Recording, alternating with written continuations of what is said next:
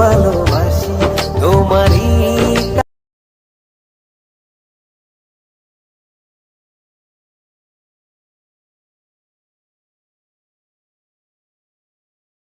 মনের মাঝে মনটা রেখে একটু ভালোবাসো না। Hello friend, welcome back to my YouTube channel. তো বন্ধুরা, প্রিভিউতে তোমরা যে ধরনের স্ট্যাটাস ভিডিও দেখেছো, এই ধরনের স্ট্যাটাস ভিডিও তোমরা যদি বানাতে চাও তো এই ভিডিওটাকে প্রথম থেকে শেষ অবধি দেখতে থাকো। তো এই ধরনের স্ট্যাটাস ভিডিও বানানো খুবই সহজ। তোমাদের প্রয়োজন পড়বে অ্যালার্ট মোশন। তো তোমাদের কাছে যদি অ্যালার্ট মোশন না থাকে, এই ভিডিওর ডেসক্রিপশন বক্সে তোমরা আমার টেলিগ্রাম চ্যানেলের লিঙ্ক পেয়ে যাবে। ওখান থেকে তোমরা অ্যালার্ট মোশন খুব সহজেই ডাউনলোড করে নিতে পারবে। তো অ্যালার্ট মোশন ডাউনলোড হয়ে যাওয়ার পর এই ভিডিও ডেসক্রিপশন বক্সে তোমরা একটা প্রিসেটের লিঙ্ক পেয়ে যাবে।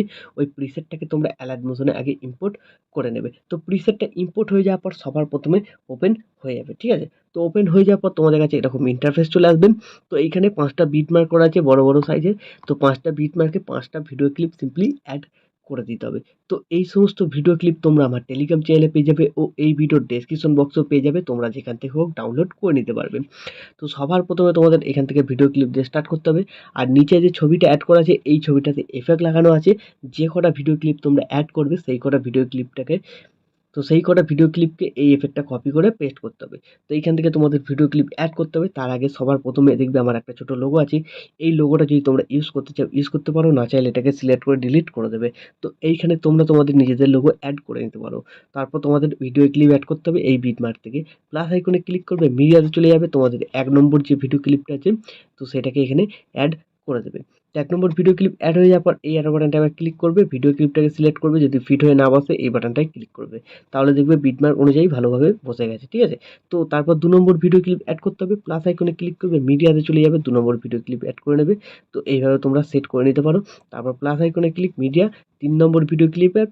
তো তারপর 4 নম্বর ভিডিও ক্লিপ অ্যাড, প্লাস আইকনে ক্লিক, মিডিয়া, তারপর লাস্ট 5 নম্বর ভিডিও ক্লিপ অ্যাড, ঠিক আছে? তো এইভাবে তোমরা ভিডিও ক্লিপগুলোকে অ্যাড করে নেবে।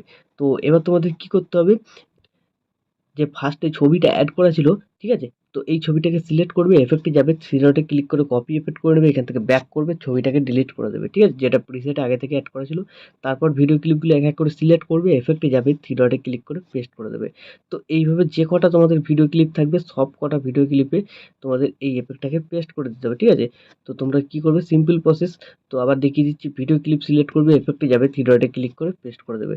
তো এইভাবে তোমরা 5টা ভিডিও ক্লিপকে করে নেবে। তো আমি 5টা ভিডিও ক্লিপকে এই এফেক্টটাকে অ্যাড করে দিচ্ছি।